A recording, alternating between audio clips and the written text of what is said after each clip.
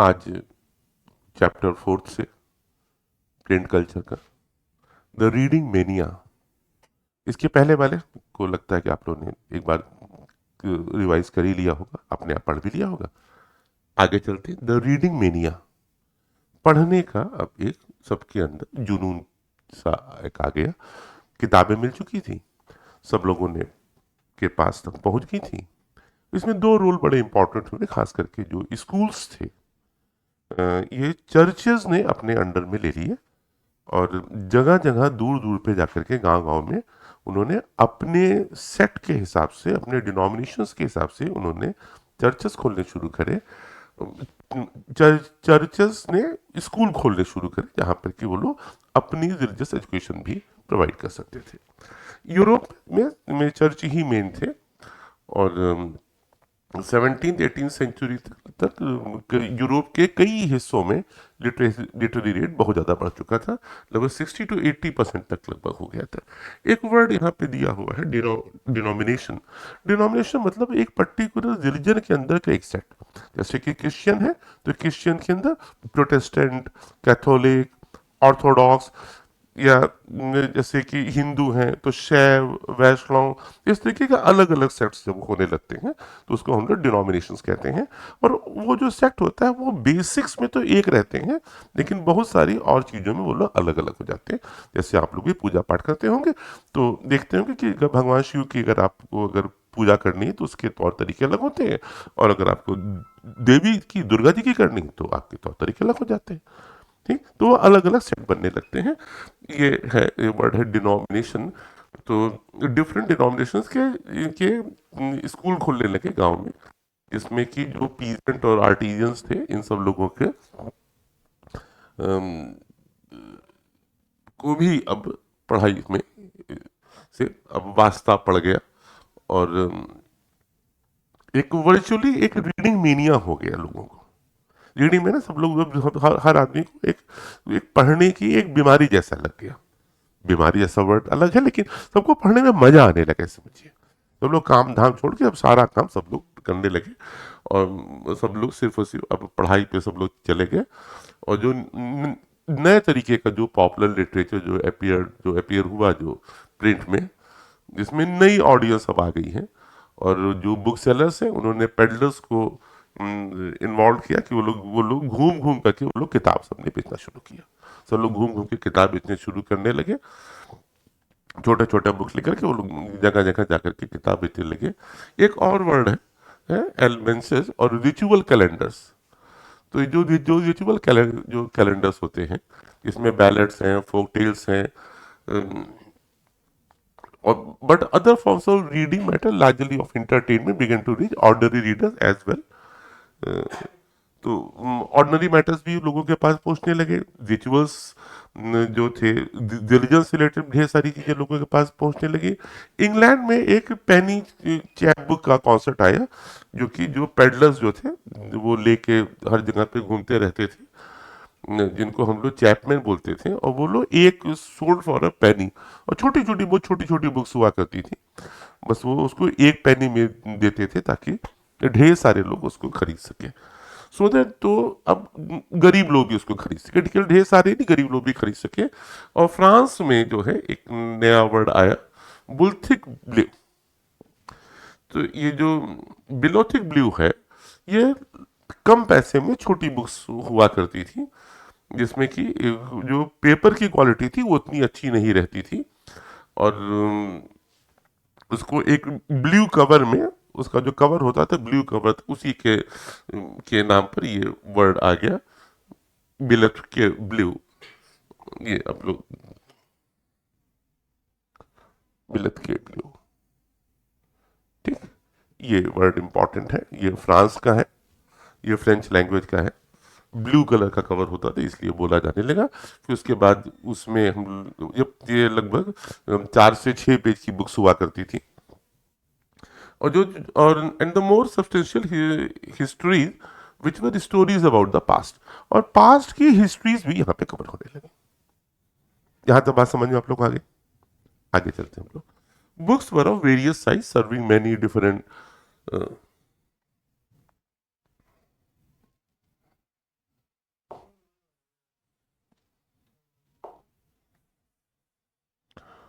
various size serving many different purposes and interests.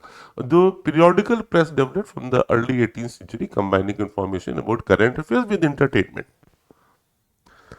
Periodical जो कि थोड़े थोड़े दिन पे आया करते थे, उसमें कुछ करंट अफेयर्स की भी बातें होती थी, इंटरटेनमेंट भी होता था, मतलब एक मैगजीन टाइप की चीज शुरू हो गई थी। क्लियर? और न्यूज़पेपर, जर्नल्स, इसमें वॉर के, ट्रेड के और बाकी अदर पार्ट्स में क्या डेवलपमेंट हो रहे हैं, इन सब की भी जानकारी मिलने लगी, तो न्यूज़पेपर भी आ गया। Similarly the ideas of scientist Similarly, the ideas of scientists and philosophers now become more accessible to the common people. अब जो साइंटिस्ट के और फिलोसफर्स के जो नए आइडियाज थे, वो कॉमन लोगों के पास आराम से पहुंचने लगे। जो पहले पहुंचना मुश्किल होता था, एक लीड ग्रुप तक हो जाता था, सबके पास पहुंचने लगे। और एंशियंट मेडिवल साइंटिफिक टेक्स्ट जो थे, जो पुराने टेक्स्ट थे, उसको भी कंपाइल किया जाने लगा, वो भी लोगों के पास पहुंचने लगे। मैप्स, साइंटिफिक डायग्राम्स वर वाइडली प्रिंटेड, ये सब भी होने लगा। ये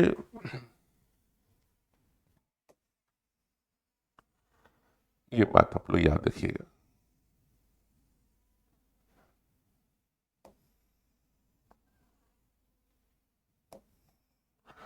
तो जब साइंटिस्ट की बातें, जैसे कि न्यूटन थे या यूलर हैं या जो भी पुराने साइंटिस्ट थे, उन सब की बातें कि जो भी नई डिस्कवरीज हो रही वो सबको पास पहुंचने लगी, तो उसने एक बहुत ज़्यादा लोगों को इन्फ्लुएंस किया, और लोग साइंटिफिकली लोगों ने सोचना शुरू किया।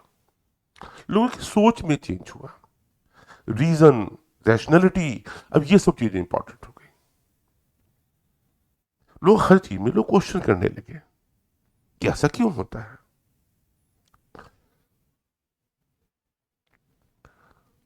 और केवल इतना ही नहीं, जो बड़े थिंकर्स थे जैसे रूसो, माइने, वोल्टायर, ये सब ग्रेट थिंकर्स है, पॉलिटिकल थिंकर्स है, इनके आइडियाज भी लोगों के पास पहुंचने लगे।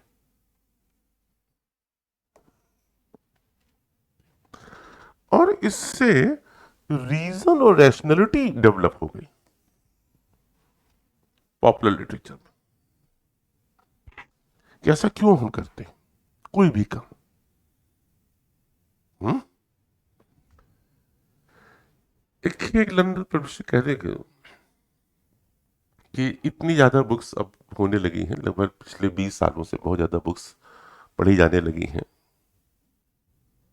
जो जाड़े में, पहले जाड़े में जो पीजेंट्स होते थे, जो मजदूर लोग होते थे, जिसमें वो भूतों के किस्से सुनते थे, चुड़ैल के किस्से सुनते थे, ये सब बातें होती थी। अब ये सब बातें बंद हो गई। अब सब लोग होते थे, काम करके आते थे, अच्छा स्कूल खुल ही चुके हैं, बच्चे स्कूल जाने लगे हैं, तो वहां पर अब बच्चों से वो बैठ करके उनसे वो कहानियां सुनना शुरू किया। क्लियर? बच्चों से अब लोग पीजेंट जो है काम करके आते हैं, तो वो लोग कहानियां सुनते हैं। और केवल इतना ही नहीं, जब वो अपना जब वो सामान बेचने जाते हैं शहर में, उनको मालूम है कि वहां से लौटते समय किताब लेकर के आना। क्लियर? तो सब लोग किताब पढ़ने लगे। और इवन जो अगर कोई भी बच्चा भी अगर जा रहा है, even when Dolly is sent to sell her eggs, she is commission to purchase the history of Joseph Andrews. मतलब अगर वो जा रही है तो उसको जो कमीशन मिल रहा है कि भाई जाओ तुम इतने अंडे जाओ तुम बेचो, कोई भी सामान, अंडे ले लीजिए, अमरूद ले लीजिए, कुछ ले लीजिए आप, तो अमरूद बेचने की तो जो उसका कमीशन जो मिल रहा है क्या इतना है, उस कमीशन से वो किताब खरीदेगी। और जो आदमी किताब पढ़ेगा वो तो आगे निकलेगा ही निकलेगा। यूरोप के आगे बढ़ने के मेन रीजन में से एक ये भी रहा है, वहां लोग बहुत पढ़ते थे। आप देख ही रहे। फिर उसके बाद tremble therefore tyrants of the world, लगभग मिड 18th सेंचुरी, 1750 के आसपास का समझ लीजिए, उसके आगे तो एक कॉमन कन्वेंशन बन गया कि जो बुक्स जो है वो प्रोग्रेस और इनलाइनमेंट को बढ़ाने के लिए, ये कॉमन कन्वेंशन बन गया। अगर आप पढ़ेंगे तो आपकी प्रोग्रेस भी होगी और आपका इनलाइटमेंट भी होगा, आपको ज्यादा जानकारियां मिलेगी और आपकी बुद्धि खुलेगी। पढ़ने से खुलती ही है, इसीलिए आप लोग भी पढ़ रहे हैं। कोई भी काम करना हो, मैंने बिलीव कि लोग सबको लगता था कि ये पूरी दुनिया बदल जाएगी बुक्स पढ़ने से। आप यकीन माने बदलती भी है। सिर्फ बुक्स पढ़ के लोग न जाने कहां से कहां तक पहुंच जाते हैं। अरे, हम लोग जितने बड़े लोगों को हम लोग जानते हैं वो लोग कहां से आगे बढ़ जाते हैं सिर्फ बुक्स से। वो चाहे बाबा साहब अम्बेडकर रहे हों या कोई भी नाम आप बड़ा ले लें, इन्होंने बुक्स ही से तो ये लोग वहां तक पहुंच गए पढ़ के। हम्म, और जो डिस्पोटिज्म और टायरनी है, इससे छुटकारा मिलेगा। ये डिस्पोटिज्म और टायरनी सब समझ रहे हैं क्या होता है? होता क्या है कि जिसके पास पावर होती है वो अपने हिसाब से अंधाधुंध काम करता है। इसको डिस्पोटिज्म कहते हैं। ये बहुत खराब चीज होती है। इसीलिए डेमोक्रेसी आई थी। ये एक अपोजिशन होता है जो कि गवर्नमेंट के ऊपर कंट्रोल करता है। यहाँ बहुत बढ़िया डेमोक्रेसी थी जिन कंट्री वहां पर अपोजिशन बहुत स्ट्रांग होता है, ताकि गवर्नमेंट के ऊपर चेक्स हो जाए। अदरवाइज अगर उसके ऊपर कोई कंट्रोल नहीं है किसी के ऊपर भी, तो बादशाहियत में आदमी अपने को खुदा समझ लेता है। इस चीज के लोग खिलाफ थे। उस समय तो राजा हुआ करते थे, तो राजा के ऊपर तो कोई पावर ही नहीं। तो जब लोग बुक्स पढ़ने लगे, चीजें पढ़ने लगे, जब रैशनैलिटी की बात आने लगी, तो हुआ कि शायद उनके ऊपर कुछ कंट्रोल भी शुरू होगा और जो मनमानापन जो है वो खत्म हो जाएगा और रीजन और इंटेलेक्ट काम करेगा, बुद्धि, कारण। ये सब चीजें अब मेन से होंगी कि भाई हम जो काम कर रहे हैं इसके क्यों कर रहे हैं, इससे क्या फायदा है पब्लिक को। हम्म? भाई देखिए, अगर सड़कें बनती हैं आप लोग क्या, तो इससे दूरियां कम, बहुत दूरियां कम हो जाती हैं। आप जल्दी से पहुंच जाती है एक जगह से दूसरी जगह। पहले जहां पहुंचने के लिए 5-5, 6 6 घंटे लगते थे, आज की डेट में लोग 2-3 घंटे में पहुंच जाते हैं, क्योंकि रोड्स बन गई। और रोड्स क्यों बनी? पब्लिक के लिए। ये रीजन है, इंटेलेक्ट है। और लुई सेबेस्टियन मर्सियर जो थे, एक नॉवलिस्ट ने 18वीं सेंचुरी के फ्रांस के, लुईस मर्सियर, ये 18वीं सेंचुरी के फ्रांस के हैं। ये हम लोग बात कर रहे हैं 1750-60s की है। और इन्हीं बुक्स के वजह से जो लोगों के सोचने के ढंग में अंतर आ रहा है, उसकी वजह वो एक मेन रीजन बनेगी फ्रेंच रिवॉल्यूशन की, जहां से पूरा वर्ल्ड बदल जाएगा। और फ्रेंच रिवॉल्यूशन के बाद फिर नेपोलियन आएगा। उम्मीद है आप लोगों ने पिक्चर देखी चुके होंगे अब तक आप लोग। The printing press is the most powerful engine of progress and public opinion, is the force that will sweep despotism. Despotism खत्म होगा, इनको उम्मीद थी। ठीक। In many of the Mercier's novel the heroes are, जो मर्सियस के तमाम novels में जो हीरो है, जो heroes are transferred by acts of reading. पढ़ने से बदल जाता है। आप पढ़ेंगे तो आपके जीवन में अंतर पड़ता है। They devour books, are lost in the word books create and becomes enlightened in the process। आप जब पढ़ते हैं तो आप उस दुनिया में खो जाते हैं। दुनिया में खो जाते हैं तो फिर वहीं से आपको एनलाइटमेंट मिलता है। आपको सोचने का नजरिया, सोचने की चीजें बदलती हैं। भाई बुक्स में आप उतने बड़े ऑथर के थॉट के साथ आपको बातचीत हो रही होती है, अदरवाइज उतना बड़ा आदमी कहां मिलेगा। हुँ? और convinced of the power of print in bringing enlightenment, in destroying the basis of despotism, Mercier proclaimed, "Tremble, therefore, triumphs of the world, tremble before the virtual writer."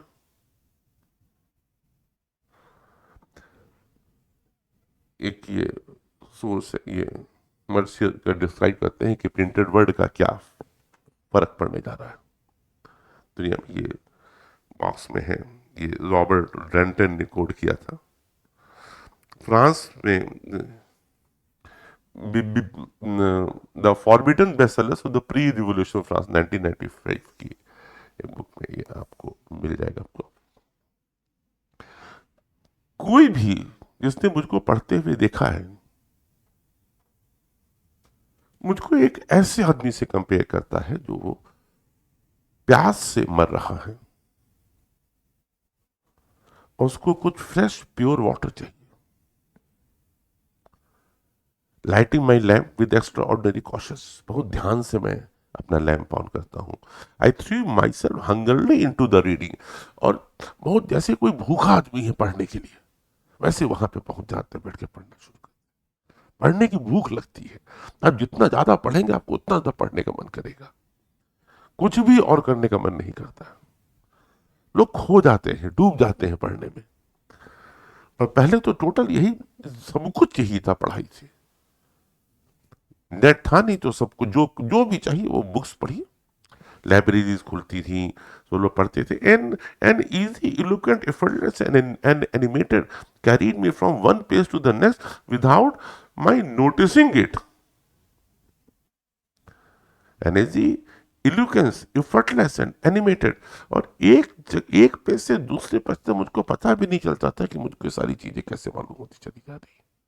बड़ा इफेक्टिव तरीका होता था पढ़ने का उनका था। A clock struck of the hours in the silence of the shadows, और घड़ी के टिक टिक टिक की आवाज साइलेंस में आ रही है और आप पढ़ते चले जा रहे, पेज पे पेज पलट रहे हैं। और मुझको कुछ सुनाई नहीं पड़ता था। जब आपका ध्यान रहता है, जब आप कभी देखे, कभी आप एग्जाम में जब आप दे रहे होते, भी आप अपना प्री बोर्ड देने जाएंगे तो एग्जाम में रहते तो टाइम कहाँ पता चलता आपको, 3 घंटे ऐसे बीत जाते हैं पता ही नहीं लगता है। उसी तरीके से आप लिखने लगिए, आप मैथ्स लगाइए, मैथ्स लगाने में क्या सबसे बड़ा फायदा होता है, आपको टाइम नहीं पता लगता।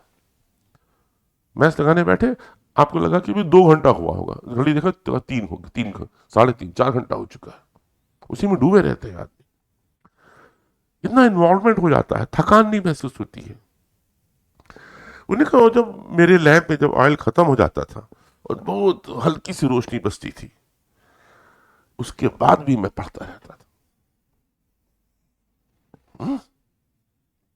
रोशनी कम हो गई, चीजें कम हो गई हैं, लाइट चली गई, कोई बात नहीं, थोड़ी सी लाइट में जो बाहरी उसी से पढ़ जा रहे।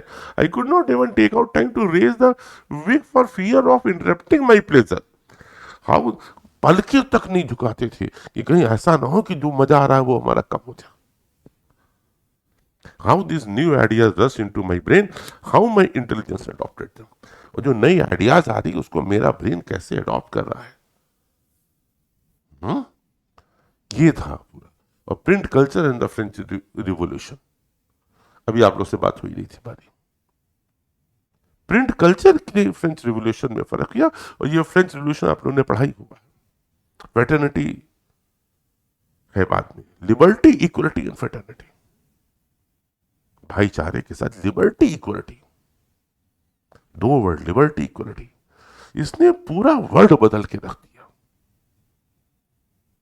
यूएस रिवॉल्यूशन हर जगह पूरी दुनिया भर में, इवन इंडिया में उसमें ब्रिटिश पीरियड था तो इंडिया में भी मैसूर में टीपू सुल्तान ने ट्री ऑफ लिबर्टी लगाया था श्रीरंगपट्टनम में, और जैकोबियन क्लब का मेंबर भी बना था। हर जगह रिवोल्ट एकदम आ गया। उतने सालों का जो बना हुआ था राजाओं का, कुछ लोगों का, जो लोग इलीट ग्रुप के थे, जो लोग सारी पावर एंजॉय किया करते थे, किंग किंग के नोबल्स और जो रिलीजियस और जो ऑर्गेनाइजेशंस और हेड्स, सब कुछ उन्हीं के हाथ में रहा करता था। और कॉमन लोगों के साथ दूसरे ढंग के भेदभाव होते थे। पढ़ने से ये सब खत्म होने लगा, लोग इक्वलिटी की बात करने लगे, इक्वलिटी चाहिए। 3 टाइप ऑफ आर्गुमेंट्स जो है वो आगे बढ़ाए जाते हैं। पहला कि print popularize the ideas of enlightenment thinkers, जो पढ़े लिखे लोग थे, जो थिंकर्स थे, उनकी बातें अब सामने आने लगी। Collectively there popularize the ideas of enlightened thinkers. Collectively, their writing provided a critical commentary on tradition, superstition and despotism. और जो लिखते थे critical commentary on tradition, superstition and despotism, जो पुरानी जो चीजें चली आ रही थी उसके ऊपर उन्होंने देखने का नजरिया बदला। राजा को भगवान मानना छोड़ दिया, उसको वो अब इंसान बन गया। पहले लोग राजा को भगवान मान के आगे बढ़ते थे, तो राजा को भी लगता था कि वो भगवान है, जिल्ले इलाही तो लोग अपने को समझते थे कि they are the image of God. अब वो बदल गया और वो जितने भी पुराने अंधविश्वास चले आ रहे थे उन सब में, आप कहीं जा रहे हैं बिल्ली रास्ता काट गई, छींक दिया, ये सब इस तरह की चीजें खत्म होने लगी कि भाई इससे क्या फर्क पड़ता है, और तानाशाही भी खत्म होने लगी। और उन्होंने कहा कि जो अब जो रूल जो जो गवर्नमेंट जो चलनी चाहिए, they argued for the rule of reason rather than custom and demanded everything be judged through the application of reason and rationality। पहले से चला आ रहा था, इस नाम पे कोई चीज अब नहीं चलेगी। कोई भी चीज तभी एक्सेप्ट होगी जबकि उसके पीछे रीजन होगा, रैशनैलिटी होगी। सुबह उठना चाहिए तो सुबह उठने के क्या, सुबह क्यों उठना चाहिए, बुक में लिखा इसलिए नहीं, हमको समझाइए कि उठना चाहिए। सुबह उठने में हवा अच्छी चलती है, फ्रेश एयर होती है, आपकी नींद पूरी हो चुकी रहती है, दिमाग खुला रहता है, तमाम तरह की चीजें की जो भी चीजें हैं बैक्टीरिया से लेके वो सिर्फ उसे मॉर्निंग में ही मिलते हैं, वो सब फायदेमंद। आपका पूरा टाइम बच जाता है, हर काम आपका टाइम पे कंप्लीट रहता है, इसलिए सुबह उठिए। ठीक है, दे अटैक द, और किसको अटैक किया, the sacred authority of the church. जो चर्च जो वहां पे जो बातें बताया करता था, जो रिलीजियस इंस्टीट्यूशन से सारी चीजें होती थी, उसको ऊपर उन्होंने क्वेश्चन मार्क किया, और जो स्टेट की जो तानाशाही प्रवृत्तियां होती थी उसको भी रोका, and the dispositive power of the state. तो जो लेजिटमेसी थी कि वो ट्रेडिशन पे सोशल ऑर्डर चला आ रहा है कि साहब वो नोबल के लोग तो एंजॉय करेंगे, उन्हीं के फैमिली वाले नोबल बन जाएंगे, वैसे ही क्लैरिजी है, मतलब जो भी लोग चर्च के जो हेड बने हुए हैं, या जो राजा का लड़का राजा बन रहा है, ये सब चीजें खत्म। ठीक है, तो सोशल ऑर्डर जो इस पे चल रहा था कि वो सब उसके अगेंस्ट में लोग करने लगे, और इसमें वोल्टायर और रूसो जो है इनको लोगों ने बहुत ज्यादा पसंद किया। वोल्टायर और रूसो वर रेड वाइडली, और those who read this books of the world through new eyes, वो जो एक नई निगाह से देखना शुरू कर, जो निगाह क्वेश्चन करती है, जो क्रिटिकल होती है, जो रैशनल होती है। बस ऐसे ही थोड़ी मान लेंगे, जो भी काम कर रहे हैं उसके पीछे रैशनल क्या है। ठीक है ना, कोई भी काम, इसके लिए लोगों का पढ़ना लिखना बहुत जरूरी है। तो एजुकेटेड लोग रहेंगे तभी इस तरह की बातें होंगी। जब लोग ट्रेडिशन और कस्टम से जब लोग के ऊपर जब क्वेश्चन उठना शुरू होता है, तो जो चीजें ठीक है वो हम अडॉप्ट करेंगे। ऐसे हम लोग क्या भी हुआ, जो चीजें गलत थी जैसे सती बताते, जैसे अनटचेबिलिटी थी, छोटे छोटे बच्चों की शादी हो जाती थी, सारी चीजें सब रोक दी गई कि नहीं, चीजें गलत है। जब लोग पढ़ रहे थे। Second, print created a new culture of dialogue and debate. ये दूसरा पॉइंट।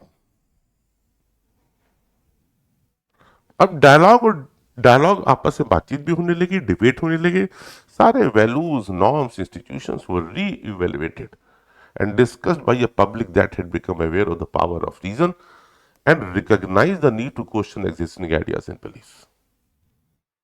प्रेजेंट आइडियाज में बिलीफ के ऊपर सवाल उठे कि हम लोग क्या कर रहे हैं, सिर्फ कस्टम के नाम पे हम लोग कोई भी काम करते चले आ रहे। एक दिन व्रत रहना चाहिए उसकी, क्योंकि वो हमारी हेल्थ के लिए जरूरी है। ठीक है,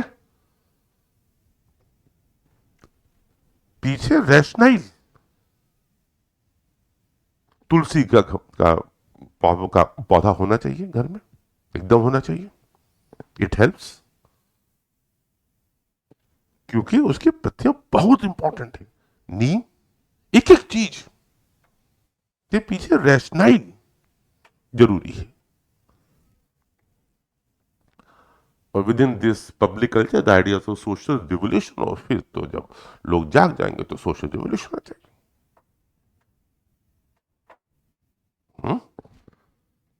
Third, by the 1780s, there was an outpouring of literature that mocked the royalty.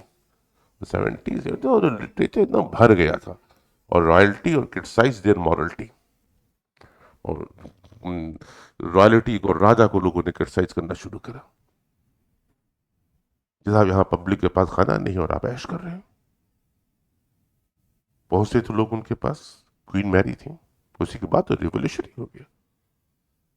जब रोटी नहीं है, ब्रेड नहीं है, क्वीन को पता ही नहीं, उन्हें ब्रेड नहीं है तो आप लोग केक खा लीजिए। प्रॉब्लम क्या है? रोटी नहीं तो पराठा खा लीजिए, पूड़ी खा लीजिए। अरे रोटी नहीं भाई, आपको समझे में नहीं आ रहा रोटी क्या चीज होती है?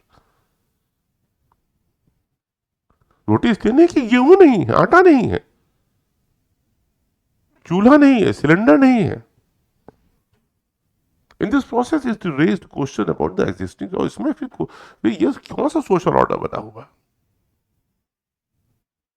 कुछ लोग के पास सब कुछ आता चला जा रहा है, किसी के पास कुछ नहीं आ रहा है। तो इन इक्वलिटी बढ़ती जा रही है। ये तो गलत बात है। जो लोग ऊपर है वो लोग हमेशा ऊपर, जो लोग नीचे हैं वो लोग हमेशा नीचे। Cartoons and caricatures typically suggested that the monarchy remained absorbed only in sensual pleasure while the common people suffered immense hardships।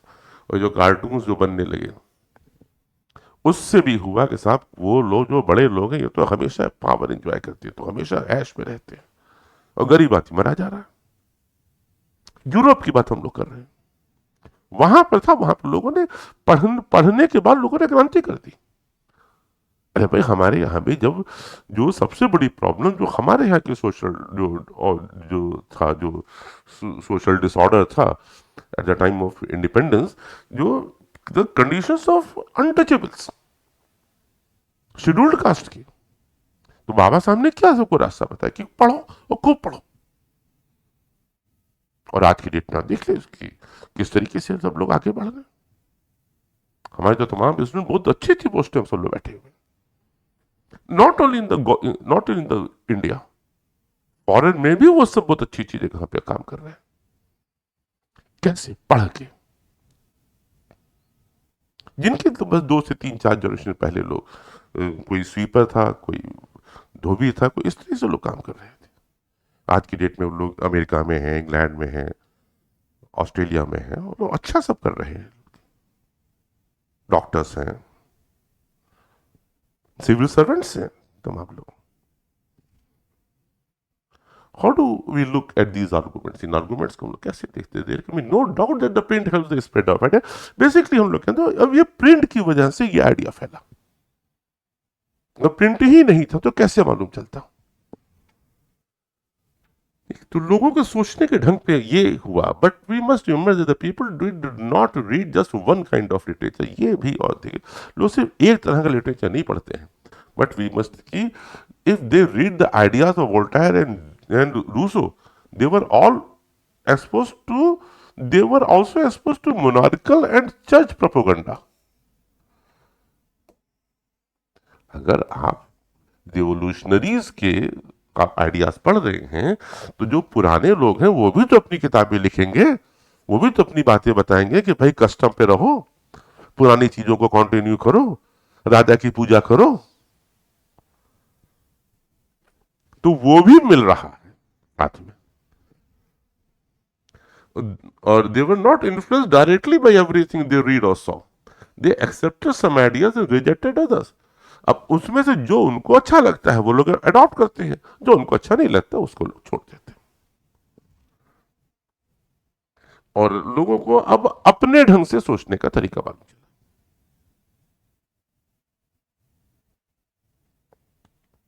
ठीक बात।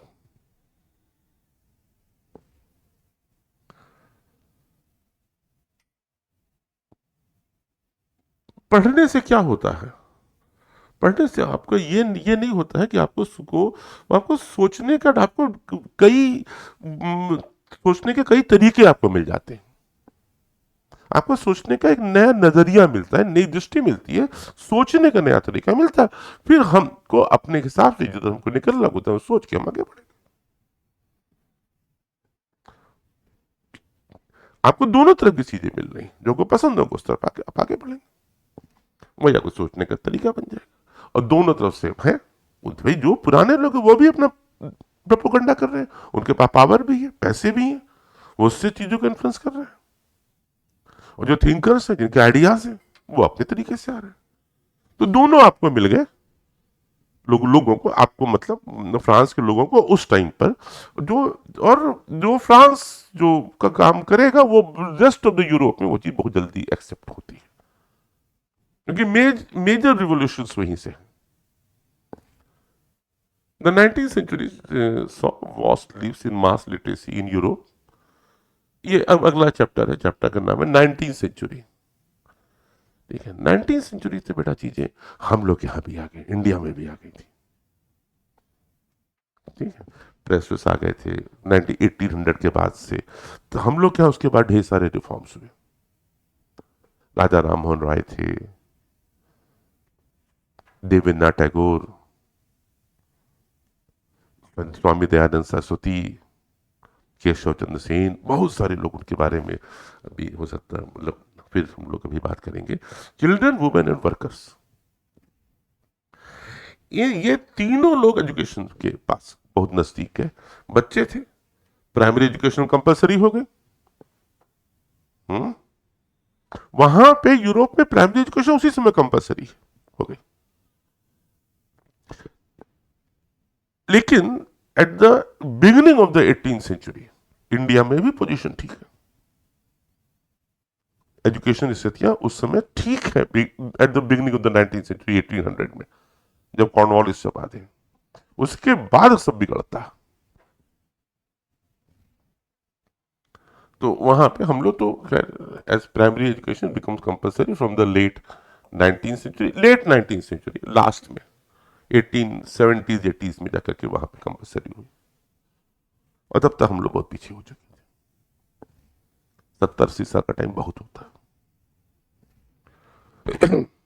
हिंदुस्तान की आजाद हुए अभी 75 ईयर्स हुए last year. Children become an important category of readers, और बच्चे पढ़ने लगे। तो बच्चे पढ़ने लगे तो स्कूल टेक्स्ट बुक छपने लगे। ये एक नई इंडस्ट्री आ गई किताबों। चिल्ड्रंस के प्रेस ने जो लिटरेचर हुआ सिर्फ बच्चों के लिए अब होने लगी। Children's press devoted to literature for children alone was set up in France in 1857. this this press published a new work as well as old fairy tales। ये जो प्रेस था इसने एक कुछ नए वर्क और पुराने जो परियों की कहानियां होती थी उन सब का पब्लिकेशन करना भी शुरू किया। और वो जो फोक टेल्स थी बच्चों के हिसाब से, क्योंकि मेन तो बच्चे हो गए, तो बच्चों के हिसाब से होने लगे। ठीक है, जैसे टीवी आया तो बच्चों के हिसाब से भी अलग अलग चैनल भी आ गया, कार्टून चैनल है, बच्चों के लिए चैनल है। तो वैसे वहां भी शुरू हुआ उस टाइम पर। The Grimm brothers in Germany spent years compiling traditional folk, ये इनका नाम the Grimm brothers in Germany, ये जर्मनी में पुराने जो कहानियां होती थी गांव में, चीजों में, जो सब पब्लिक के बीच में थी, उसको पूरा उन्होंने इकट्ठा किया और उसको 1812 में उसको उन्होंने पब्लिश करवाया। क्लियर? इनका नाम याद रखिएगा, ग्रिम ब्रदर्स। डेट आप लोग को समझ में आ रही है? 18th सेंचुरी में है। ग्रिम ब्रदर्स ने ये काम 1812 में कर दिया था, और एजुकेशन कंपलसरी होती है लेट 19th सेंचुरी। बस यही दो डेट अभी तक है। डेट पे पहले भी हमने बात करा था कि डेट से ज्यादा हम लोग वो पीरियड इंपॉर्टेंट है।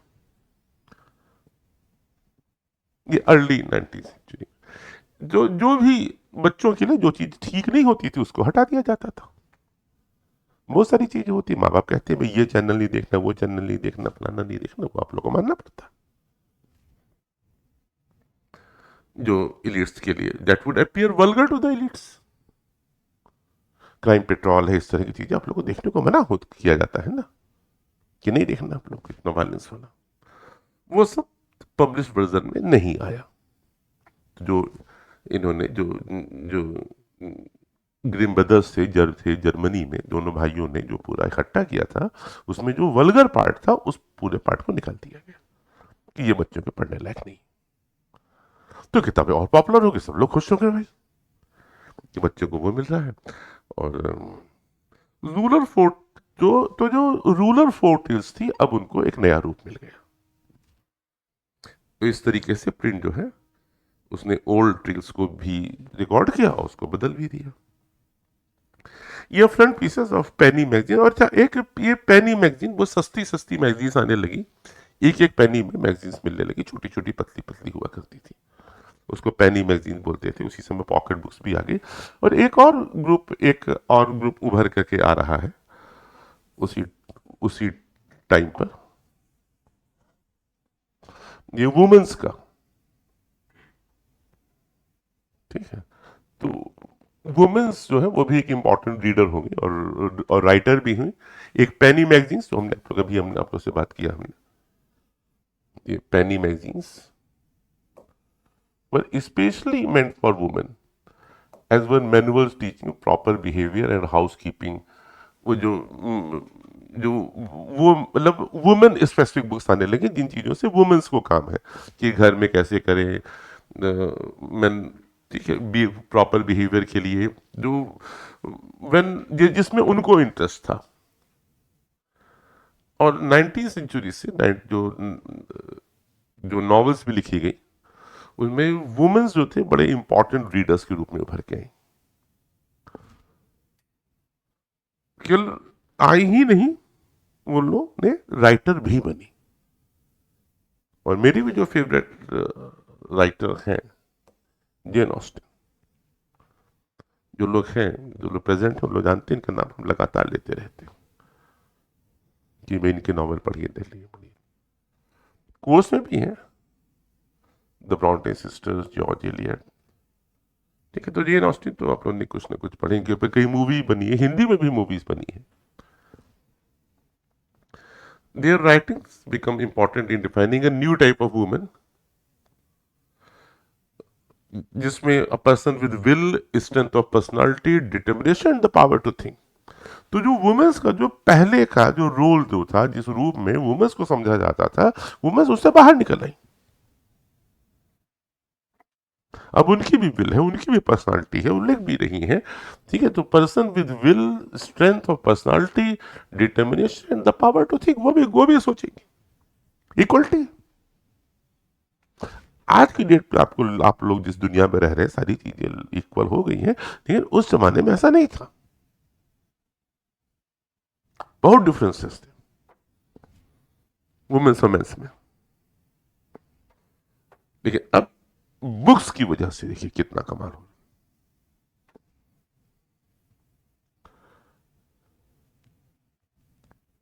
17वीं सेंचुरी से लैंडिंग लाइब्रेरीज चल रही थी कि आप लाइब्रेरीज उस समय हुआ करती थी, वहां से किताब लेके आप आते थे, कुछ पैसा देते थे, अपने पास आते थे, अब किताब लेके आते थे, पढ़ते थे, वापस कर देते थे और कुछ पैसा दे देते थे।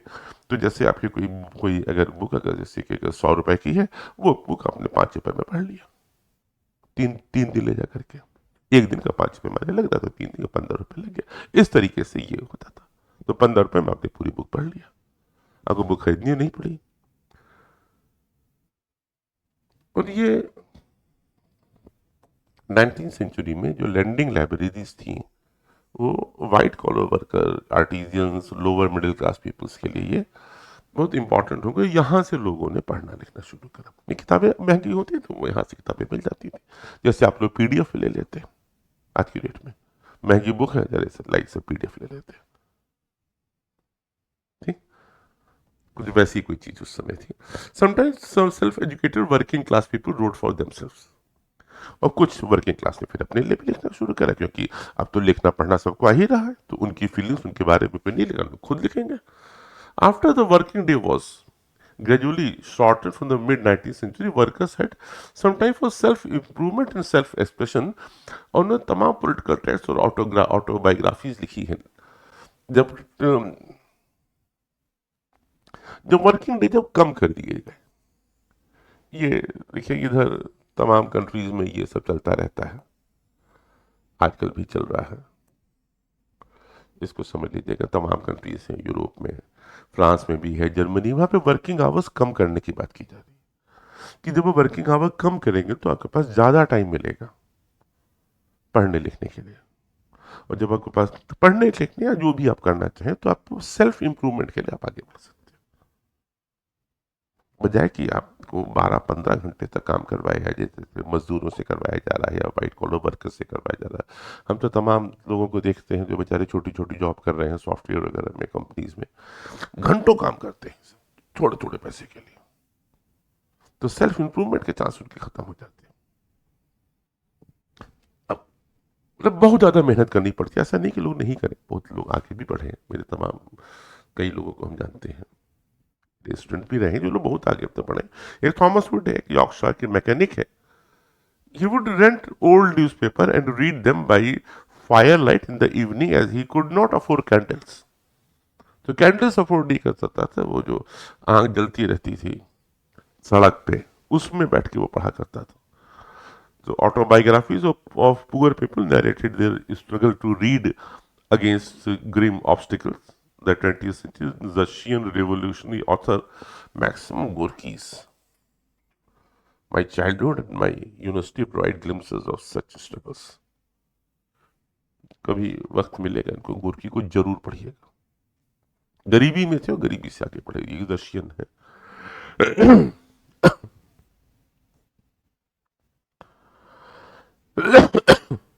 सॉरी। फर्दर इनोवेशंस, उसके बाद के फर्दर इनोवेशंस क्या हुआ, by the late 18th century जो प्रेस जो है वो अब मेटल का होने लगा। और ये एक रिचर्ड हो थे न्यूयॉर्क में, उन्होंने एक पावर ड्रिवन सिंडिकेट पर और 1 घंटे में अब 8,000 शीट आने लगी।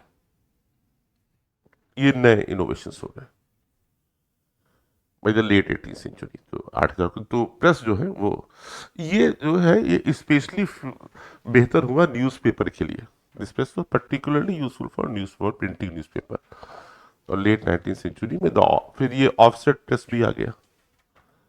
ऑफसेट प्रेस में जिसमें कलर्ड प्रिंटिंग होने लगी 6 कलर्स तक एट ए टाइम। और उसके बाद फिर 20th सेंचुरी में तो इलेक्ट्रिकली ऑपरेटेड प्रेसेस आ गए। और बाकी series of other development followed, methods of reading paper improve. अब धीरे धीरे जैसे जैसे टेक्नोलॉजी बढ़ती जा रही है वैसे वैसे चीजें इंप्रूव होती जा रही है। आप लोग को भी याद होगा जैसे किसी भी टेक्नोलॉजी में, जैसे आप लोगों ने तो 2G से शुरू किया था, इसमें आप लोग 5G पे कर रहे हैं। पहले 2G था, फिर 3G आया, फिर 4G आया, अब 5G आई, तो काफी आप लोग के सामने हुआ होगा, ठीक है। और अब देखिए कितना, तो वैसे ही जैसे जैसे वक्त बढ़ता गया नई नई टेक्नोलॉजीज आती चली गई। A series of other development follow, methods of feeding paper improved methods of feeding paper improved, quality of quality of plates become better, automatic paper release and photoelectric controls of the color register were introduced. The accumulation of several individuals' mechanical improvements transformed the appearance of printed text. Printers and publishers continuously developed new strategies to sell their product. On 19th century periodical serialized important novels which gave birth to a particular way of writing novels. अच्छा, printers और publishers भी लगातार अपने product को बेचने के लिए नई नई चीजें वो लोग डेवलप कर रहे थे, नई स्ट्रेटजीज, नई चीजें। अब उसी टाइम पे नॉवेल्स भी आने लगी, एक खास तरीके से नॉवेल्स लिखने का ढंग भी आया।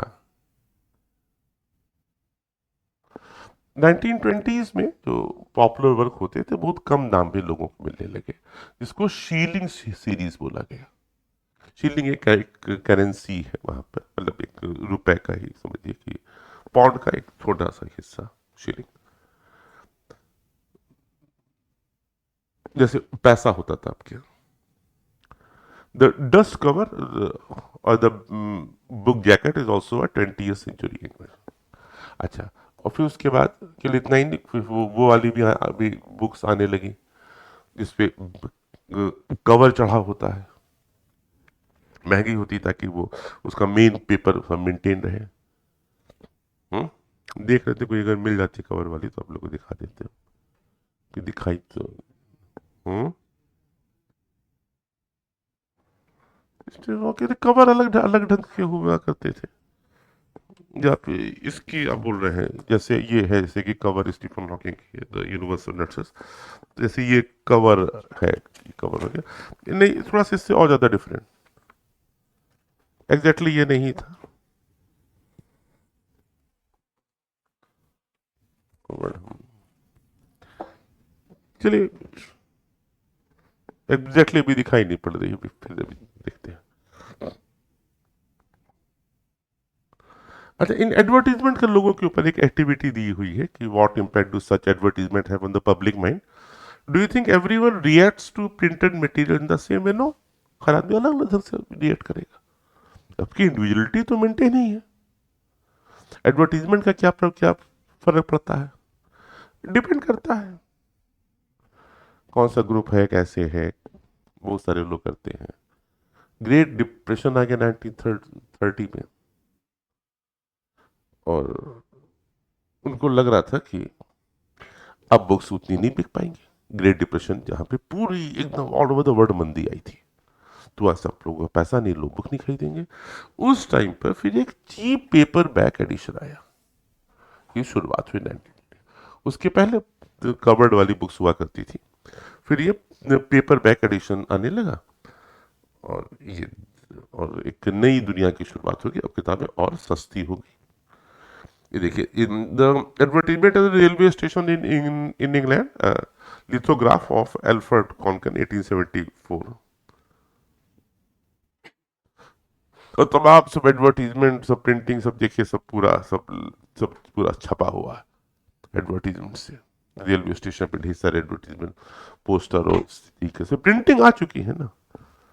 तो बात का आज तो बड़ी तेज आप लोग की 2 चैप्टर हो गए।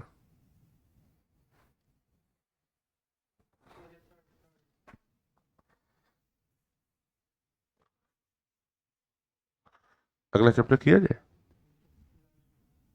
ये लास्ट है। इसके बाद कितने हैं, कितने चैप्टर्स हैं? इसके बाद 3 चैप्टर्स हैं। ये क्या है? The India and the world of print. ये आप लोग के ऊपर छोड़ दे क्या हम?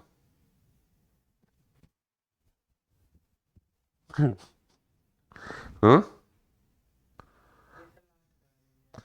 Pages from the Gita, pages from the Geet Govind of Jaydev, 18th century. This is the palm leaf hand written manuscript in, ये इंडिया में है, पेज 14, उसका एक पेज दिया हुआ है। ये एक पाम लीफ हैंड रिटन एक हुआ।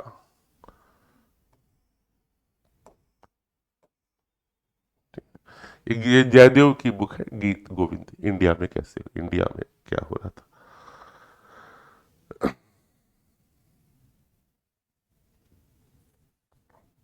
India and the world of print. Let us see when printing began in India, and how ideas information were written before the age of print. Print के पहले manuscript होती थी, Sanskrit, Arabic, Persian, और कुछ vernacular language में भी, जो local language थी, जैसे ब्रिज भाषा थी, अवधी थी, मैथिली थी, कुछ कुछ काम यहाँ भी होते रहते थे। और मैन्युस्क्रिप्ट जो थी वो कॉपी होती थी, कॉपी कर ली जाती थी पाम लीफ पे या हैंडमेड पेपर पे, और पेजेस को खुद खूबसूरती से बनाया जाता था चारों तरफ। देखिए कितना खूबसूरत है, पेंटिंग भी है, मोर भी है, शेप भी है, ये सब। हाँ, तो ये either pressed between wooden covers और स्वेन टुगेदर टू इंश्योर प्रिजर्वेशन। तो लकड़ी के बीच में उसको, वुडन कवर के बीच में उसको रखा जाता था कि वो प्रिजर्व रहे वो। और manuscript continue to be produce till well after the introduction of print. और ये उसके बाद भी बनी रही, और बहुत ही खूबसूरत सी थी। तो जो मैन्युस्क्रिप्ट होती है, जो हाथ से लिखी जा रही है, however highly expensive and fragile, बहुत महंगी बहुत पड़ती थी। अब देख ही रहे हैं, हमें महंगी पड़ेगी हर तरह की चीजें, और उसको बहुत सावधानी पूर्वक तो हैंडल भी करना पड़ता था। तो पढ़ना इतना आसान नहीं थे, देखिए आप सीखिए। ये दीवान, दीवान ऑफ हाफिज, ये 14th सेंचुरी पोएट थे, उनका ये दीवान है। ये कितना खूबसूरत सब बॉर्डर वगैरह बना हुआ है। ये सब पेंटर्स ने खुद पूरा अपना अपने हाथ से बनाया हुआ है मैन्युस्क्रिप्ट। तो ये अमीर लोगों के लिए, राजाओं महाराजाओं के लिए किताबें लिखी जाती थी, वही लोग पढ़ते थे। ये देखिए, इसी तरह के लोग पढ़ते थे, बादशाह लोग। हम्म? उन्हीं लोगों के बारे में भी होता था। इस ये scripts were written in different styles. ये देखिए ऋग्वेद का जो ओल्डेस्ट टेक्स्ट है, handwritten manuscript continue to be produced in India till much after the coming of print। ये 18th सेंचुरी की मलयालम स्क्रिप्ट है। मलयालम मतलब जहां केरल है, केरल की लैंग्वेज है ना मलयालम। तो ये देखिए केरल में 18th सेंचुरी में प्रिंट आने के बाद भी ये ऋग्वेद है, इस तरीके से है, और तमाम डिफरेंट स्टाइल्स में होता था। डे टू डे लाइफ में नहीं होती थी। बंगाल में एक एक्सटेंसिव नेटवर्क था विलेज प्राइमरी स्कूल्स का, हमने आप लोग से बताया था। प्राइमरी स्कूल्स तो थे, लेकिन बच्चे जो हुआ करते थे बंगाल में उस समय ब्रिटिशर्स के आने के पहले, लोग बुक्स पढ़ते नहीं थे, वो सिर्फ उनको लिखना सिखाया जाता था। क्या लिखा, खूबसूरत लिखाई होती थी। जो मकतब होते थे वहां पर भी, जिसको हम लोग मदरसा बोलते हैं, लिखने पे बहुत जोर था, राइटिंग ठीक होनी चाहिए। Teachers dictated portion of text from memory and students wrote them down. और टीचर्स भी जो उनको याद रहता था वो बताते थे। आज की डेट में आप लोग से बात करें, सामने बुक खुली हुई है हमारे, वो देख के पढ़ रहे हैं आप लोग के साथ, वर्ड बाय वर्ड। बिना बिना प्रिंट के। अब तो खैर बहुत मॉडर्न टेक्नोलॉजी है।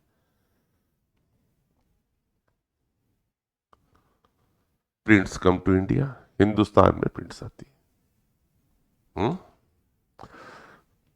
प्रेस सबसे पहले हम लोग के यहाँ जो पहले आएंगे वो लाएंगे। तो उससे पहले कौन आया, वास्को डी गामा। तो वास्को डी गामा कहाँ का था, पुर्तगाल का। तो और वो लोग कहाँ सेटल हुए, गोवा में सेटल हुए। तो सीधी सी बात है कि प्रेस जो है हम लोग का गोवा में ही लग गई। वास्को डी गामा मुगलों के आने के पहले आए थे यहाँ पर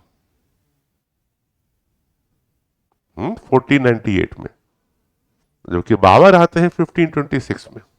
उनके आने का 28 साल पहले। पोर्चुगीज पहले ही, वास्को डी गामा पहले आते हैं और गोवा में सेटल होते हैं। और जीसस और Jesuit priest learn Konkani and printed several texts. तो गोवा की लैंग्वेज कोंकणी है, लोकल लैंग्वेज कोंकणी, उन्होंने कोंकणी पढ़ा और उसमें तमाम चीज़ों को छापा। और 1674 तक, जब तक ब्रिटिशर्स भी आ चुके हैं, 50 बुक्स जो है वो कोंकणी में छप चुकी थी और कन्नड़ लैंग्वेज में। Catholic priest printed the first Tamil books इन। और पहली तमिल बुक्स जो है, ये जो कैथोलिक जो होते 1579 में कोचीन में छपी, और 1713 में पहली बुक मलयालम जो थी वो छप गई। अब कुछ डेट्स पे हम लोग बात कर लें। ये जो है इसमें कोई डेट्स को ज़्यादा घबराने की बात नहीं आप लोगों को। गोवा में हुई, यहाँ तक बात क्लियर। 1498 में आ रहे हैं तो सारा काम 1500 के बाद होना है।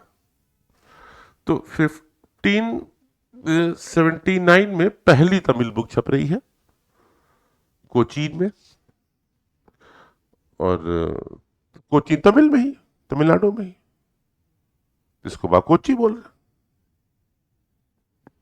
ठीक। और 1713 में ये लोग केरल तक भी पहुंच जाते, वहां भी पहली बुक। तो दो ही डेट है, और भी कोई एग्जैक्टली आपको मालूम भी इतना नहीं करूँ, लेकिन तमिलनाडु से पहली बुक छपने में केरल में लगभग 100 साल से ज़्यादा का टाइम है, अंतर है। लेकिन मेन काम आपका यहीं पे हो रहा है। और असली पॉपुलर जो है वो 1674 में जब 50 बुक छप चुकी है, प्रेस आ चुका है। और बाई 1710 ये हॉलैंड वाले भी इंडिया में है इस समय। The Dutch Protestants missionaries had printed 32 Tamil text, many of them translation of older works. तो जो पुराने काम थे उन्हीं का दोबारा ट्रांसलेशन होकर के, जो पुराने हम लोगों के यहाँ के जो ग्रंथ थे उन्हीं सब का ट्रांसलेशन हुआ और उसको सबको छापा गया। तो पोर्चुगीज और डच, डच ने तमिल टेक्स्ट 32 1710 में, और 1713 में पहली मलयालम प्रिंट हुई थी। तो 1700 में दो बातें इंपॉर्टेंट हो रही, 1710 में, 1713 में। ठीक है, तो ये दोनों डेट मुश्किल नहीं आप लोग याद करना। English language press did not grow in India till quite late, even though the English East India Company जो है वो इंपोर्ट करती थी presses from the late 17th century से करना शुरू कर दिया था।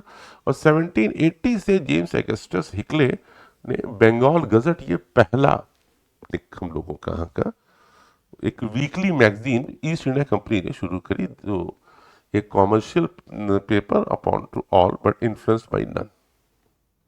तो ये पहला प्राइवेट इंग्लिश इंटरप्राइज है, बंगाल गजट। उस समय कलकत्ता कैपिटल है। ठीक है, ये 1780 में, इनका नाम जरूर याद रखिएगा, जेम्स ऑगस्टस हिकले, हिके, जेम्स ऑगस्टस हिके।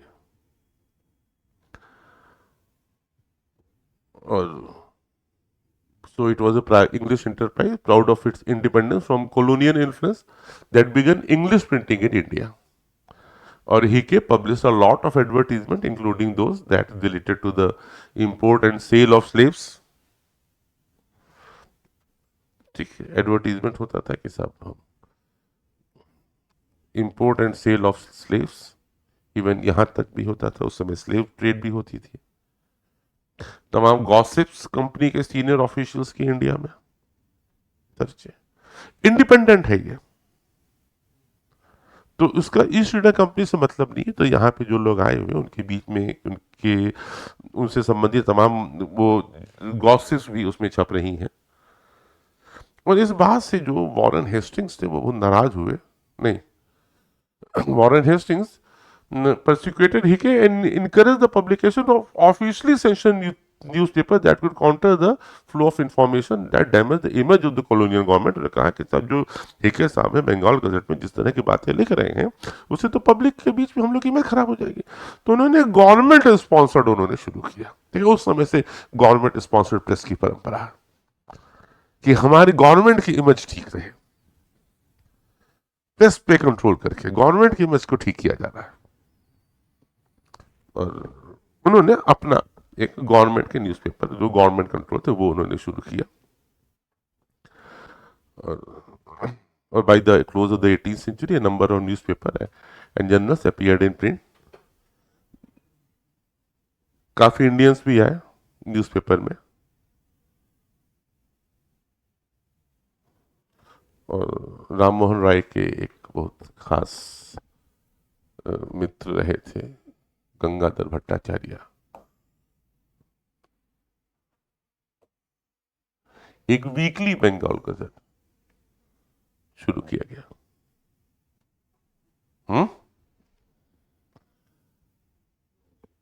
बस यहां पे बंद किया जाए, एक थोड़ा सा टाइम और आप लोग एक दिन का, और कल हम लोग कंप्लीट कर देंगे। तो आपका ये वाला एक मेजर पोर्शन आपका हिस्ट्री का कंप्लीट हो जाएगा।